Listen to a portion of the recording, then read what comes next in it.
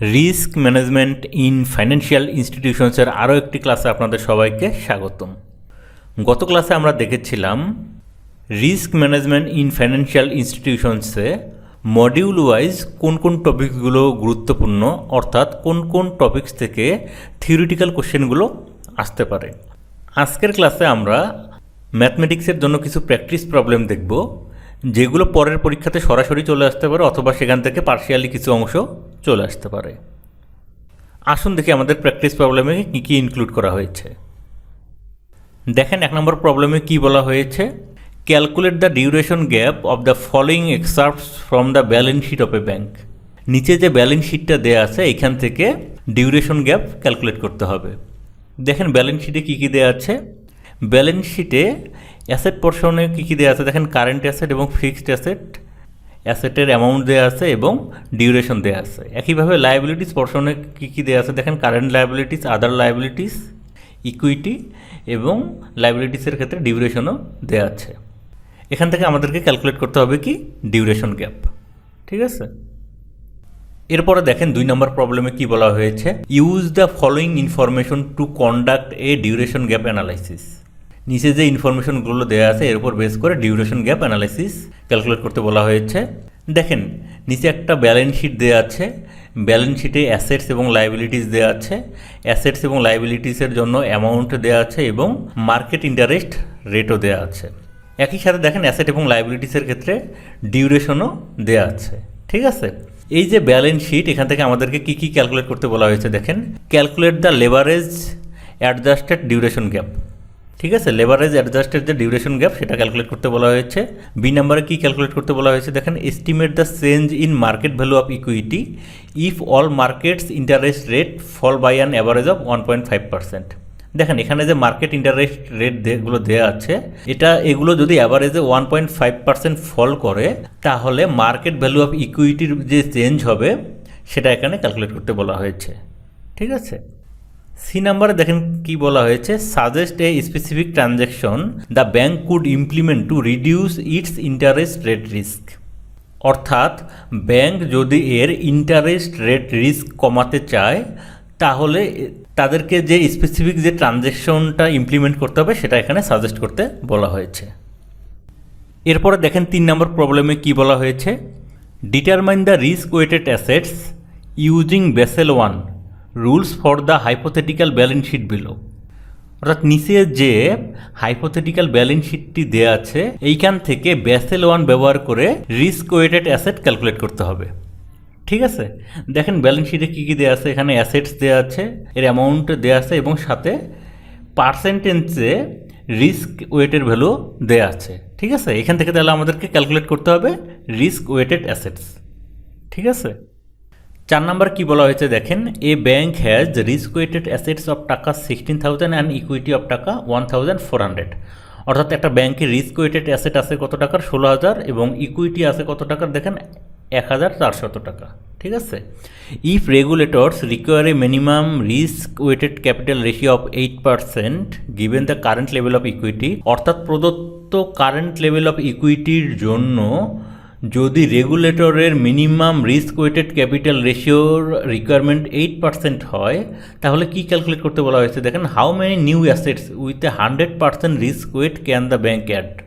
তাহলে 100% রিস্ক ওয়েটের জন্য ব্যাঙ্ক কতগুলো নতুন অ্যাসেট অ্যাড করতে পারবে এটা আমাদেরকে ক্যালকুলেট করতে বলা হয়েছে। এরপরে 5 নম্বরে দেখেন কি বলা হয়েছে, a bank has risk weighted assets of টাকা 17,500 অ্যান্ড ইকুইটি অফ টাকা 1,250, ঠিক আছে। তাহলে একটা ব্যাঙ্কের রিস্ক ওয়েটেড অ্যাসেট আছে কত টাকা, 17,500 টাকা এবং ইকুইটি আছে কত টাকা, 1,250 টাকা।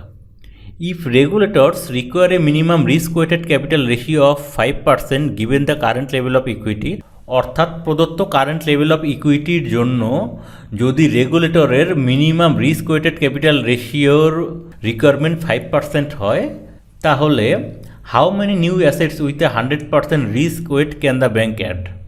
তাহলে 100% রিস্ক ওয়েটের জন্য ব্যাঙ্ক কতগুলো নতুন অ্যাসেট অ্যাড করতে পারবে, ঠিক আছে। এরপরে আবার কি বলা হয়েছে, দেখেন how many with a 50% risk weight. অর্থাৎ 50% রিস্ক ওয়েটের জন্য কতগুলো নতুন অ্যাসেট ব্যাংক অ্যাড করতে পারবে, এটাও ক্যালকুলেট করতে বলা হয়েছে। এরপর নিচে কি বলা হয়েছে দেখেন, if the bank had 20% more equity, এই ইকুইটির পরিমাণটা যদি আরও 20% বেশি হয়, how many new assets with a 100% risk weight could be the bank add. ঠিক আছে, তাহলে এই 20% যদি ইকুইটিটা বেশি হয়, তাহলে 100% রিস্ক ওয়েট নিয়ে ব্যাংক আরও কতগুলো নতুন অ্যাসেট অ্যাড করতে পারবে, এটাও ক্যালকুলেট করতে বলা হয়েছে। এরপরে কি বলা হয়েছে দেখেন, যদি এই 20% ইকুইটি আরও বেশি হয়, তাহলে 50% রিস্ক ওয়েটের জন্য আরও কতগুলো নিউ অ্যাসেট ব্যাংক অ্যাড করতে পারবে, এটাও ক্যালকুলেট করতে বলা হয়েছে। দেখেন 6 নম্বর প্রবলেমে কি বলা হয়েছে, দেখেন এখানে একটা ছক দেওয়া আছে। ঠিক আছে, ছকের মধ্যে ক্যাপিটাল কম্পোনেন্টস দেওয়া আছে এবং ক্যাপিটাল কম্পোনেন্টসের অ্যামাউন্ট দেওয়া আছে। এর পাশেই দেখেন ক্যাপিটাল কম্পোনেন্টসের জন্য পার্সেন্টেজে রিস্ক ওয়েটের ভ্যালু দেওয়া আছে। ঠিক আছে, এই যে উপরোক্ত যে ভ্যালুগুলো, এখান থেকে আমাদেরকে কি ক্যালকুলেট করতে হবে দেখেন, এ নাম্বারে ক্যালকুলেট করতে বলা হয়েছে রিস্ক ওয়েটেড অ্যাসেট। ঠিক আছে, বি নাম্বারে ক্যাপিটাল অ্যাডিকুয়েসি রেশিও ক্যালকুলেট করতে বলা হয়েছে এবং সি নাম্বারে জানতে চাওয়া হয়েছে why capital adequacy ratio matters, অর্থাৎ ক্যাপিটাল অ্যাডিকুয়েসি রেশিওটা কেন গুরুত্বপূর্ণ সেটা এখানে জানতে চাওয়া হয়েছে। ঠিক আছে, 7 নম্বর প্রবলেমে কি বলা হয়েছে দেখেন, the national bank has the following balance sheet in টাকা। ন্যাশনাল ব্যাংকের একটা ব্যালেন্স শিট নিচে দেওয়া আছে। দেখেন ব্যালেন্স শিটে কী কী দেওয়া আছে, অ্যাসেটস দেওয়া আছে, অ্যাসেটসের অ্যামাউন্ট দেওয়া আছে এবং অ্যাসেটসের জন্য লিকুইডিটি লেভেল দেওয়া আছে। ঠিক আছে, একইভাবে দেখেন লায়াবিলিটি এবং ইকুইটির জন্য কী কী দেওয়া আছে, অ্যামাউন্ট দেওয়া আছে এবং রান অফ ফ্যাক্টর দেওয়া আছে। এই যে ব্যালেন্স শিট, এখান থেকে দেখেন আমাদেরকে কি ক্যালকুলেট করতে হবে, দেখেন এখানে আরেকটা ইনফরমেশন দেওয়া আছে, cash inflows over the next 30 days from the bank's performing assets আর 6,35,000 টাকা। অর্থাৎ ব্যাংক পারফর্মিং অ্যাসেট থেকে পরবর্তী 30 দিনের জন্য ক্যাশ ইনফ্লোর পরিমাণ দেওয়া আছে 6,35,000 টাকা। ঠিক আছে, এখান থেকে কি ক্যালকুলেট করতে হবে দেখেন, calculate the liquidity coverage ratio for the bank. অর্থাৎ ন্যাশনাল ব্যাংকের জন্য লিকুইডিটি কাভারেজ রেশিওর ভ্যালু এখানে ক্যালকুলেট করতে বলা হয়েছে। 8 নম্বর প্রবলেমে কি বলা হয়েছে দেখেন, calculate net stable funding ratio of ABC bank from its balance sheet below. ঠিক আছে, এবিসি ব্যাংকের একটা ব্যালেন্স শিট নিচে দেওয়া আছে। দেখেন এখানে কী কী দেওয়া আছে, ব্যালেন্স শিটে অ্যাসেটস দেওয়া আছে এবং অ্যাসেটসের অ্যামাউন্ট দেওয়া আছে, একইভাবে লায়াবিলিটিস দেওয়া আছে এবং লায়াবিলিটিসের অ্যামাউন্ট দেওয়া আছে। ঠিক আছে, আরও কি দেওয়া আছে দেখেন, এখানে বলা হয়েছে treat all loans as retail loans, সবগুলো লোনকেই রিটেল লোন হিসেবে ধরে নিতে হবে। এবং আর কি বলা হয়েছে দেখেন, use the below weights for the calculation of এনএসএফআর।